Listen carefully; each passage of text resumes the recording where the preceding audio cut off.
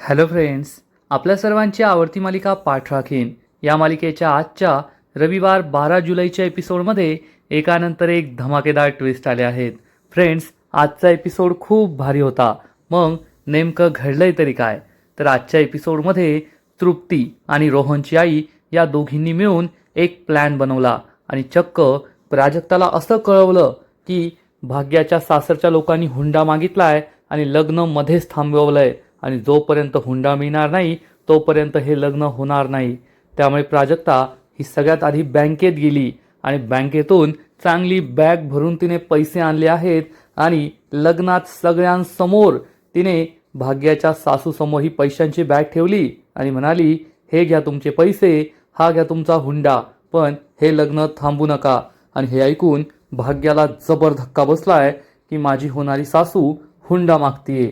मग आता भाग्या हे लग्न करणार का, की मग हे सगळं प्रकरण प्राजक्तावरच शेकणार? हे जाणून घेण्यासाठी हा व्हिडिओ शेवटपर्यंत नक्की पहा. फ्रेंड्स, आजच्या एपिसोडच्या सुरुवातीलाच भाग्या आणि रोहन या दोघांच्या लग्नाच्या हॉलवर आपण पोहोचतो. सगळे पाहुणे मंडळी लग्नासाठी येत असतात. भाग्यश्री, शुभविवाह, रोहन असं मोठं बॅनर सुद्धा बाहेर लावलेलं असतं. आणि मग रोहन हा आपल्या लग्नाची वरात घेऊन लग्नाच्या हॉलवर पोहोचतो. चारू त्याचं स्वागत करण्यासाठी दारावर उभी असते. रोहन पुढे येतो. मग सगळ्यात आधी चारू त्याचे पाय धुते. पाय धुतल्यानंतर त्याचं औक्षण करते, त्याला कुंकू लावते. रोहनची आई भलतीच खुश असते, कारण आज चांगला हुंडा मिळणार आहे. रोहनचा बाप सुद्धा खुश असतो आणि चारू, आजी, तृप्ती सगळ्यांना आनंद होतो. चारू रोहनला ओवाळते, त्याला गोड खाऊ घालते आणि मग रोहनची आई ही नेहमीप्रमाणे वैद्यबुवांना प्रश्न विचारते. काय मग वैद्यबुवा, सगळी तयारी झाली आहे ना? हे ऐकून वैद्यबुवा चांगलेच घाबरतात. त्यांना आठवतं की हळदीच्या दिवशीच रोहनच्या आईने 2 लाख रुपये घेतले होते आणि विचारलं होतं बाकीची सोय झाली ना, तेव्हा मी हो म्हणालो होतो. आणि आज सुद्धा ती या पैशांबद्दलच विचारतीये हे वैद्यबुवांना समजतं. आणि वैद्यबुवा म्हणतात, हो हो, झाली आहे ना, झाली आहे ना. हे ऐकून रोहन, रोहनची आई, रोहनचा बाप सगळे खूप खुश होतात की आज चांगलीच घसघशीत कमाई होणार. आजी म्हणते, अरे वा रोहनराव, तुम्ही तर आज अगदी देखणे दिसताय, खूप राजबिंडे. हे ऐकून रोहनला असतो, चारू, रोहनची आई सगळे खूप खुश होतात. आणि रोहन म्हणतो, भाग्यश्री?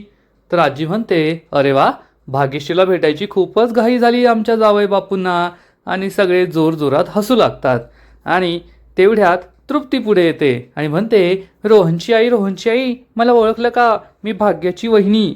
तर रोहनची आई म्हणते, अगं दरवेळेस भेटल्यावर काय तुझी ओळख करून देते? ओळखलंय तुला, तुला कोण विसरणार? पाहण्याच्या कार्यक्रमातच तू पैशांचा पाऊस पाडला होता, हे काय मी विसरणार आहे का? हे ऐकून सगळेजण खूप घाबरतात. लगेच चारू विषय बदलते आणि म्हणते, रोहनची आई, चला ना आतमध्ये, वरपक्षासाठी वरती एक प्रशस्त रूम ठेवली आहे, तुम्ही तेथे फ्रेश व्हा, आराम करा, चला. असं म्हणून चारू या सगळ्या वरपक्षाला आतमध्ये घेऊन जात असते. आणि तेव्हा तृप्ती विचार करते, मी कौस्तुभला तर सांगितलंय की आज संध्याकाळपर्यंत 2 लाख रुपयांची व्यवस्था करते, पण हे 2 लाख रुपये कसे जमवायचे? या 2 लाखांची व्यवस्था कशी करायची? हाच प्रश्न तृप्तीला पडलेला असतो. तृप्तीला खूप टेन्शन येतं. आणि मग रोहन आई आजीचा आशीर्वाद घेतो, सगळ्या थोरल्यांचा आशीर्वाद घेतो आणि मग हे सगळेजण हॉलमध्ये निघून जातात. तृप्ती बाहेरच उभी असते आणि विचार करते, मी एवढं टेन्शन का घेते? रोहनची आई येथे आली ना, रोहनच्या आईला गंडवायचं आणि 2 लाख रुपयांची व्यवस्था करायची, अशी आयडिया तृप्तीला सुचते. आणि मग रोहनची आई, तृप्ती, चारू सगळेजण रूममध्ये येतात. चारू रोहनच्या आईला सांगते, तुम्ही येथे बसा, आराम करा, त्यानंतर लग्नाची धामधूम तर आहे आपल्याकडे. आणि हो तृप्ती, लक्ष ठेवर का यांच्याकडे? तृप्ती म्हणते, हो आई, मी लक्ष ठेवेल हो. चारू म्हणते, तुम्हाला काही लागलं तर सांगा, आहे मी बाहेर. रोहनची आई हो म्हणते.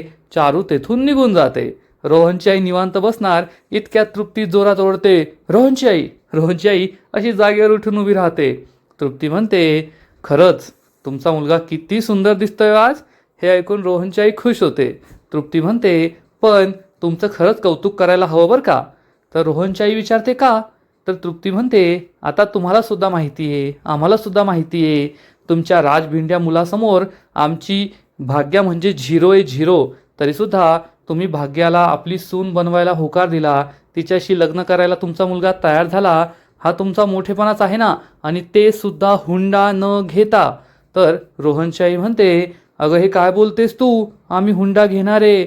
वैद्यबुवांनी आम्हाला 10 तोळे सोनं आणि एक नवी कोरी महागातली गाडी देण्याचं कबूल केलंय.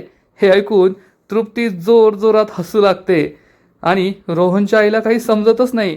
तृप्ती म्हणते, काय बोललात तुम्ही, 10 तोळे सोनं आणि एक नवी कोरी महागातली गाडी, अहो काय चेष्टा करताय तुम्ही. तर रोहनची आई चिडून म्हणते, चेष्टा नाही करत आहे, खरं बोलते मी. तर रोहनच्या आईला तृप्ती सांगते, शेवटी आमच्या घरच्यांनी तुम्हाला फसवलंच. रोहनच्या आईला जबर धक्काच बसतो. ती विचारते, म्हणजे? तर तृप्ती सांगते, अहो माझ्या सासरच्यांकडे ना कवडी नाही आहे, कवडी. महागातली गाडी काय, चहातली खारी खायची लायकी नाही त्यांची, आणि तुम्हाला महागातली गाडी देताय. आणि 10 तोळे सोनं, ते तर विसरून जा, स्वप्नातसुद्धा कधी ते पूर्ण होणार नाही. अहो 1 नंबरचे भिकाडे हे सगळं वैद्य, 1 रुपयाने त्यांच्याकडे. स्वतःच्या मुलीचं लग्न करण्यासाठी तुम्हाला खोटे आश्वासन दिले आणि तुम्हाला फसवलंय. हे ऐकून रोहनच्या आईला जबर धक्का बसतो. ती खूप घाबरते आणि मग रोहनची आई विचारते, आता काय करायचं? तृप्ती सांगते, तुम्हाला तुमचे पैसे मिळू शकतात, पण त्यासाठी माझ्याकडे एक प्लॅन आहे, तुम्हाला तसं करावं लागेल. रोहनची आई विचारते, काय? तर तृप्ती तिला सांगते, तुम्हाला प्राजक्ताला गाठावं लागेल, तिच्याकडे पैसे आहेत, ती तुम्हाला पैसे देऊ शकते.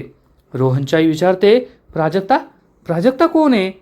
तृप्ती म्हणते, अरे हो, या लोकांनी कधी प्राजक्ताला तुमच्या समोरच येऊ दिलं नाही ना, ती सुद्धा खूप मोठी गोष्ट आहे.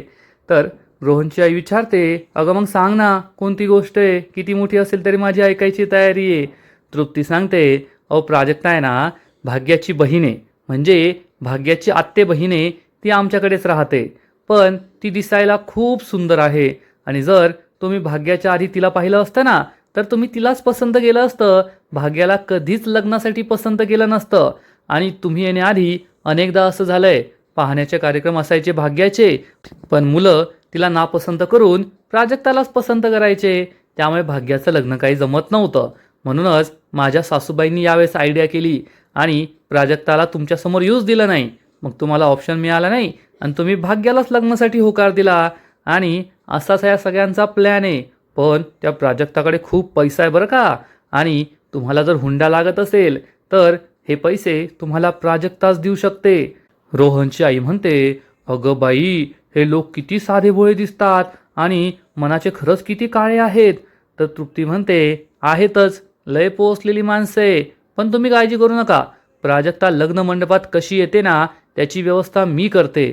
तर रोहनची आई म्हणते, असं कसं करणार, ती चारू आहे ना, ती काही प्राजक्ताला येथे येऊ द्यायची नाही. तृप्ती म्हणते, ते तुम्ही माझ्यावर सोडा, तुम्ही टेन्शन घेऊ नका, मी ते सगळं करते, तुम्ही फक्त एक काम करा, मी जसं सांगेल तसं करायचं. मग तृप्ती आपला सगळा प्लॅन रोहनच्या आईला सांगते, पण ती आता काय सांगते हे आपल्याला कळत नाही. कदाचित हा प्लॅन असा असेल की मी तुम्हाला हुंडा मिळवून देते, त्या बदल्यात तुम्ही मला 2 लाख रुपये द्यायचे, म्हणजे तृप्तीचंही काम होईल, या रोहनच्या आईचं सुद्धा काम होईल, आणि या दोघी जोरात हसू लागतात. एकमेकींना भेटल्यात म्हणून त्या दोघी खूप खुश होतात. आणि इकडे प्राजक्ता ही हॉस्पिटलमध्ये असते. डॉक्टर तिच्या पायाला बँडेज बांधत असतात आणि स्नेहा म्हणते, डॉक्टर तुम्हाला जे काही करायचं आहे ना ते लवकर करा, कारण आज तिच्या बहिणीचं लग्न आहे आणि ते लग्न सोडून ती येथे आली आहे, त्यामुळे लवकरात लवकर बँडेज करा, स्कॅन करा, काय करायचं ते करा, पण आम्हाला लग्नाच्या ठिकाणी वेळेत पोहोचणं खूप महत्त्वाचं आहे. डॉक्टर स्नेहा आणि प्राजक्ताकडे पाहतात आणि म्हणतात, सॉरी, पण त्यांना खूप मोठी जखम झाली आहे आणि एवढ्या लवकर त्यांची येथून सुटका होणार नाही. त्यांना IV सुद्धा दिलं आहे आणि ते सुद्धा एवढ्या लवकर संपणार नाही. हे ऐकून प्राजक्ता मनातल्या मनात विचार करते, डॉक्टर जे म्हणताय ते अगदी योग्य आहे. आणि तिला हे सुद्धा आठवतं की आज मामी काय म्हणाली होती की आज तू भाग्याच्या लग्नात यायचं नाही. आजीसुद्धा म्हणाली की तुझं अपशकुनी तोंड भाग्याच्या लग्नात दाखवू नको. प्राजक्ता विचार करते, जर मला भाग्याच्या लग्नात नाही जायचंय तर मला काही ना काहीतरी करावंच लागेल, कुठेतरी टाइमपास करायचाच आहे, मग येथे हॉस्पिटलमध्ये टाइमपास करते ना. तर स्नेहा म्हणते, अहो पण डॉक्टर तिला तिच्या बहिणीच्या लग्नाला जायचं आहे. तर प्राजक्ता म्हणते, जाऊ दे स्नेहा, जर माझ्या नशिबात माझ्या बहिणीच्या लग्नाला जायचं नसेलच तर मी तरी काय करू शकते.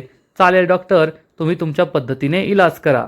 स्नेहाला वाईट वाटतं, प्राजक्ताला सुद्धा वाईट वाटतं, पण हा प्लॅन चांगला आहे त्यामुळे ती खुश होते.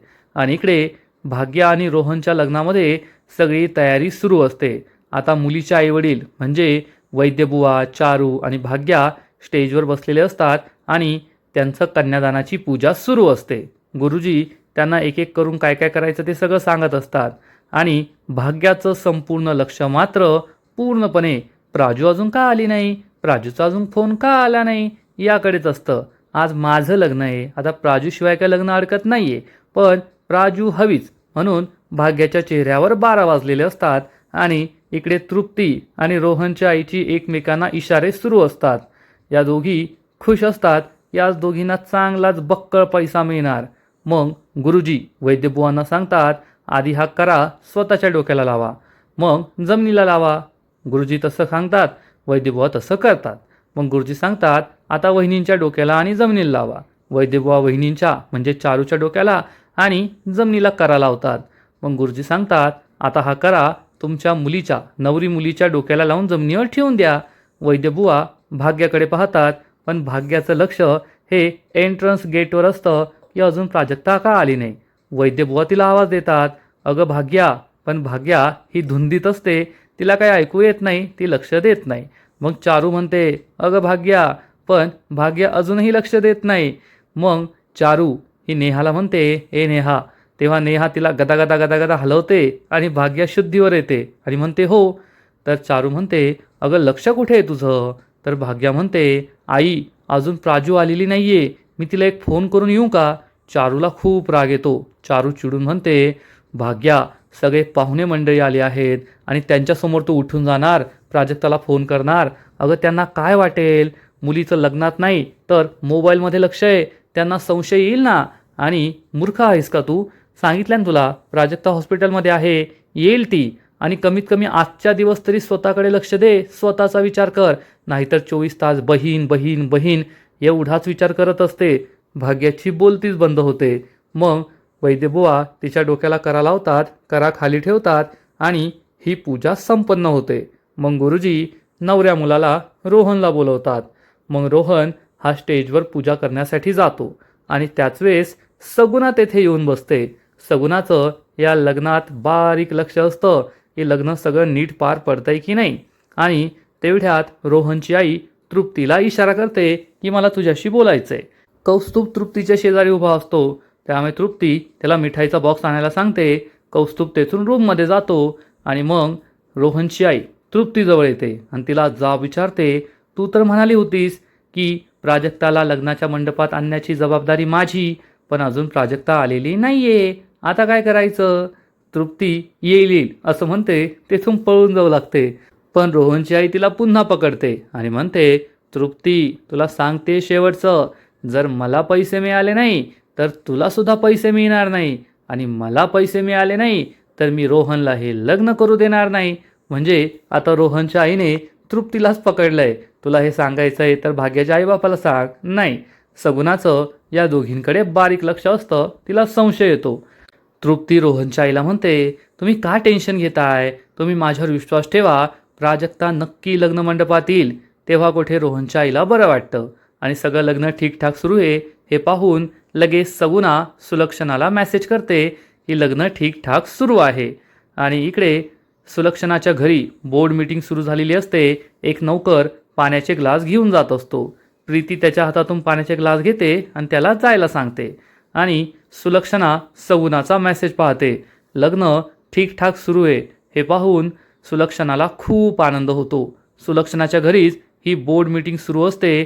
सगळे बोर्ड मेंबर्स आलेले असतात. आरव असतो, त्यानंतर श्रेयस असतो, सत्येन असतो, सगळे तेथे बसलेले असतात. आणि मग सुलक्षणा सगळ्या बोर्ड मेंबर्सला जाब विचारते, बोला मग तू कोणाला हवा आहे लीडरशिप चेंज, कोणाला असं वाटतंय की मी या कंपनीला आता मॅनेज करू शकत नाही, मी या कंपनीची लीडर आता बनू शकत नाही. सुलक्षणाचा ऑराच असा असतो की सगळे बोर्ड ऑफ मेंबर्स गप्प बसतात, कोणी काही बोलतच नाही. आणि मग तेवढ्यात प्रीती श्रेयसला इशारा करते की तू बोल. श्रेयस म्हणतो, मोठी आई तुझ्यासमोर कुणीच बोलणार नाहीये, पण काल जे काही पार्टीत घडलं त्यामुळे आपल्या इन्व्हेस्टरचा विश्वास कमी होतोय आणि सगळ्यांना असं वाटतंय की आपली कंपनी आता योग्य हातात असावी, लीडरशिप चेंज व्हावा. हे ऐकून सुलक्षणा त्याच्याकडे रागारागाने पाहू लागते. श्रेयस सांगतो, तुला सुद्धा माहिती आहे की आपल्या कंपनीमध्ये आता एक नवीन प्रोजेक्ट सुरू होणार आहे, परंतु या नवीन प्रोजेक्टसाठी आपल्याकडे फंड्स नाही आहेत, इन्व्हेस्टर्स नाही आहेत, मग कसं होणार. प्रीती म्हणते, हो मोठी आई, श्रेयस एकदम बरोबर बोलतोय. कंपनीला आता लीडरशिप चेंज हवा आहे आणि लीडरशिप चेंज व्हायलाच पाहिजे. सत्तेज चिडून म्हणतो, प्रीती गप्प बस. प्रीती म्हणते, नाही बाबा, मी का गप्प बसू, मी जे बोलतीये ते योग्यच बोलतीये. जर आपल्या इन्व्हेस्टरचा आता विश्वास राहिला नाहीये मग कंपनीचं नुकसान करायचं का. आणि श्रेयसच्या आजोबांनी जी काही विल लिहिली आहे, काहीतरी विचार करूनच विल लिहिली असेल ना. आता जर आलोक भाऊजी कंपनीची धुरा सांभाळण्यास योग्य नसतील मग लीडरशिप चेंज व्हायलाच पाहिजे. सुलक्षणा विचारते, म्हणजे प्रीती तुला असं म्हणायचं आहे की आता ही कंपनी सांभाळण्याच्या योग्य मी नाही आहे आणि ही कंपनी सांभाळण्यासाठी तुझ्या नवऱ्याकडे जबाबदारी द्यायला हवी. प्रीती आणि श्रेयसला काय बोलावं ते कळतच नाही आणि मग पुढच्या क्षणाला सुलक्षणा एक फाईल उघडते, यामध्ये सही करते आणि श्रेयस जवळ येते. श्रेयस खूप घाबरलेला असतो. सुलक्षणा श्रेयसच्या हातात एक फाईल देते आणि म्हणते, श्रेयस आजपासून तू या कंपनीचा सर्वेसर्वा, कंपनीचे सगळे डिसिजन्स तू घ्यायचे. हे ऐकून श्रेयसला खूप आनंद होतो.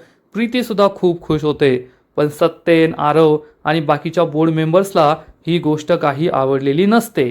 सुलक्षणा मात्र काय विचार करतीये तिचं तिला माहीत. आणि इकडे लग्नाच्या ठिकाणी मेकअप रूममध्ये आई आजीची मैत्रीण सत्यभामा येते. सत्यभामाला पाहून आजी खूप खुश होते. सत्यभामा म्हणते, आले बरं का तुझ्या नातीच्या लग्नात. आजी म्हणते, हो ग, तू आली नसती तर हे लग्न मी होऊच दिलं नसतं. आणि बस बस बाहेर जाऊन बस. आणि ही आजी स्वतःची पर्स तेथे ठेवते आणि बाहेर बसायला जाते. काय लॉजिक आहे तिचं तिला माहीत. तेवढ्यात प्रीती तेथे येते. प्रीतीला हा मोबाईल हवा असतो. प्रीती मोबाईल चोरणार इतक्यात आजी तिला विचारते, काय ग चोंबडे, येथे काय करतीयेस, बाहेर किती कामं आहे, जा चारूची काही कामं कर.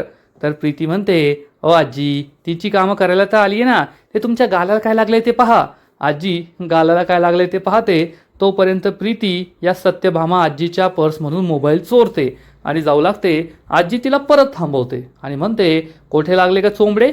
तर तृप्ती म्हणते, अहो येथे नाही, या गालाला लागलंय. आजी पाहायला जाते तोपर्यंत तृप्ती बाहेर पळते. तृप्तीला आता प्राजक्ताला कॉल करायचा असतो, येथे लग्न मंडपात बोलवायचं असतं.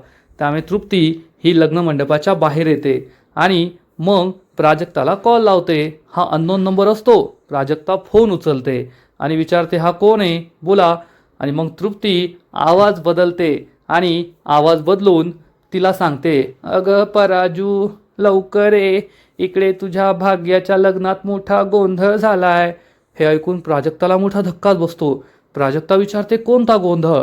तर तृप्ती सांगते, त्या भाग्याच्या सासूरवाडीचे लोक खूप वाईट आहेत, हुंडा मागताय, त्यासाठी लग्न थांबवलंय, तू लवकर ये, नाहीतर प्राजक्ता तुझ्या भाग्याच्या आयुष्याचं वाटोळ होईल, आज परत तिचं लग्न मोडेल. आणि तृप्ती रडण्याचं नाटक करते, फोन कट करते.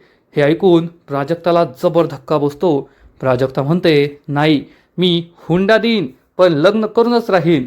म्हणजे ज्या प्राजक्ताचा कॉलेजमध्ये पहिला नंबर आलाय, आजच्या 21व्या शतकातील 2026 मधली मुलगी, पण ती अशा नालायक लोकांबरोबर आपल्या भाग्याचं लग्न करून द्यायला तयार आहे, त्यांना हुंडा द्यायला ती तयार झाली आहे. आणि मग प्राजक्ता लगेच आपल्या हाताला लागलेलं सलाईन काढते. तिच्या पायाला खूप दुखत असतं, पण ती कशीबशी बेडवरून उठून उभी राहते आणि हॉस्पिटलच्या बाहेर पडते. तिला नीट चालताही येत नाही, पण भाग्याच्या लग्नात पोहोचायला हवं असा विचार करून ती पुढे पुढे जात असते. आणि इकडे भाग्या प्राजू कधी येईल, प्राजू कधी येईल याचाच विचार करत असते. प्राजक्ता हॉस्पिटलच्या बाहेर येते. स्नेहाला आवाज देते. गाडीजवळ येऊन पाहते पण स्नेहा नसते. तेवढ्या स्नेहा येते आणि विचारते, प्राजू तू वेडी आहे का, तुला किती त्रास होतोय, कशाला बाहेर आली. तर प्राजक्ता म्हणते, अगं ते महत्त्वाचं नाहीये, तिकडे भाग्याचं लग्न थांबलंय, तिच्या सासरच्यानी हुंडा मागितलाय आणि आज काही करून मी तिचं लग्न करूनच राहणार, चल आत्ताच्या आत्ता. आणि स्नेहाला सुद्धा हे पटतं. आजचा एपिसोड येथेच संपतो. फ्रेंड्स, पाठ राखीन या मालिकेचा आजचा एपिसोड तर खूप भारी होता, पण पुढील एपिसोड आणखीन भारी असणारे खूप मोठा ट्विस्ट येणार आहे. मग नेमकं घडणार तरी काय? तर पुढील एपिसोडमध्ये आपण पाहू की प्राजक्ता चक्क बॅग भरून पैसे घेऊन येईल. आता प्राजक्ताने इनमिन 4-5 लाख रुपये बँकेत ठेवले होते. त्यातील काही पैसे तिने कौस्तुभला दिले लग्नाच्या आधी साखरपुड्याच्या वेळेस सोनं नाणं घ्यायला. तरीसुद्धा ती बॅग भरून पैसे घेऊन आली आहे आणि डायरेक्ट लग्न मंडपात येऊन ती रोहनच्या आईला म्हणेल, हे घ्या तुमचे हुंड्याचे पैसे, पण माझ्या बहिणीचं लग्न मोडू नका, भाग्याचं लग्न तुमच्या मुलाशी होऊ द्या. हे ऐकून सगळ्यांना जबर धक्का बसेल आणि भाग्या विचारेल, हुंडा? कसला हुंडा? मग आता पुढे काय होईल? या हुंड्यामुळे भाग्या स्वतःच लग्न मोडणार का? आणि याचा दोषसुद्धा प्राजक्ताला जाईल यात शंका नाही. तर फ्रेंड्स, तुम्हाला सुद्धा पाठराखीण मालिका आवडते का? नक्कीच कमेंट करून सांगा.